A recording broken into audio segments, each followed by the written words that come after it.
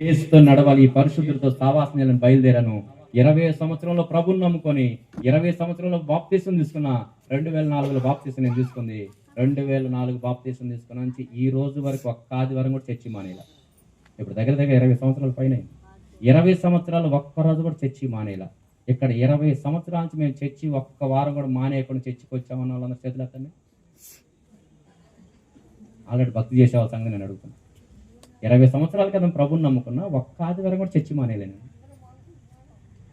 ఎన్నో వచ్చినాయి, పెళ్ళిళ్ళు, పేరంటాలు, ఫంక్షన్లు, పెళ్ళిళ్ళు ఎన్నో వచ్చినాయి. నా పెళ్ళి కూడా జరిగింది, పిల్లలు కూడా ఇద్దరు, అమ్మా నాన్నలు, అన్ని కార్యక్రమాలు, అంతమంది బంధు బలగం, ఎన్ని ఫంక్షన్లు, ఎన్ని పార్టీలు ఉన్నా, ఒక్క ఆదివారం కూడా, కరోనా వచ్చినా కూడా, ఆఖరికి హాస్పిటల్ యాక్సిడెంట్ అయ్యి కాలు కుట్లేసినా సరే ఒక్క ఆదివారం కూడా చర్చి మానేలా.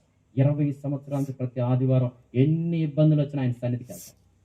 ఈ రాత్రి మీరు ప్రభుని నమ్ముకొని హృదయపూర్వకంగా ఆరాధించే భక్తులైతే ఎన్ని పనులున్నా ఒక వారానికి ఒక రోజు దేవుణ్ణి తప్పనిసరిగా ఆరాధించడానికి మీరు సిద్ధం అవ్వాలి. ఆమేన్ చూద్దామా? చేతులు గట్టిగా స్తోత్రాలు చూద్దామా? తప్పనిసరిగా మనోనేత్రాలు ఎలగనోళ్ళు ఎవరైనా ఉంటే వారి మనోనేత్రాలు నా ప్రభు ఈ రాత్రి వెలిగించును గాక.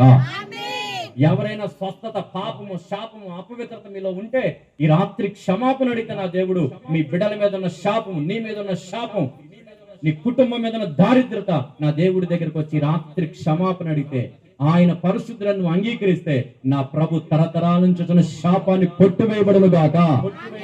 తరతరాల నుంచి రోగం అర్థం కాక, కుటుంబ పరిస్థితులు అర్థం కాక, అప్పులతో దరిద్రతలో ఉన్నావేమో, ఈ రాత్రి ప్రభు పాదాల దగ్గరకు వచ్చాయా, నా పరిస్థితులను ఎరుగున దేవుడువయ్యా, ఒక్కసారి నా కుటుంబానికి శాంతిని, ప్రశాంతతని పోయి అడుగు. నా దేవుడు నీ కుటుంబానికి ప్రశాంతతను కలగజేయును గాక. గుడ్డివాడు బాగుపడ్డాడు, అందరూ వెలివేసినట్టుగా మాట్లాడు, అందరూ సేదరించుకుంటున్నారంట. ఒక రోజు కూర్చొని బాగుడ్డు కూర్చొని కోనేడు తిరిగి మళ్ళీ ఏడుతురంట. అయ్యా, ప్రభుని నమ్ముకోక ముందు గుడ్డోడుగా ఉన్నప్పుడు అందరూ పలకరించారు, గుడ్డోడు 10 తీసుకు 5 తీసుకునే ఉన్నాడు. ఇప్పుడు ప్రభుని నమ్ముని కళ్ళు వచ్చి నా బతుకు నేను బతుకుతున్నా, అందరు నన్ను తక్కువ చేసి సేదరించి సెంగలించుకొని, అరే నువ్వు అసలు ఈ ఊళ్ళో ఉండదని నేను నెట్టేసినట్టుగా మాట్లాడుతున్నారయ్యా, అందరు నన్ను వదిలేశారు ప్రభు అని ఏడిచాడంట.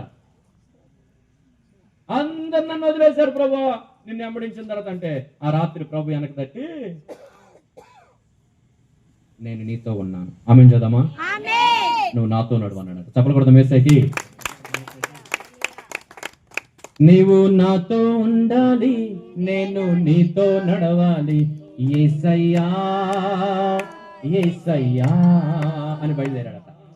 వెంటనే ప్రభుత్వ బయలుదేరి శిష్యులతో కలిసిపోతుంటే ఒక మీటింగ్ లో కొండ మీద ప్రసంగం అనుకున్నాడు కాసేపు, లేకపోతే ఇట్లాంటి మీటింగ్ పిలవగానే ఈ గుడ్డోడు వెనక నడుతున్నాడు. 12 మంది శిష్యులు ఉన్నారు, ప్రభు వారు ముందు మొత్తం పోయారు. ఇట్లా పోగానే యేసు ప్రభుకి అందరూ వందనాలు చెప్పారంటే, పేతురు గారికి, యోహాను గారికి, మన వాళ్ళందరూ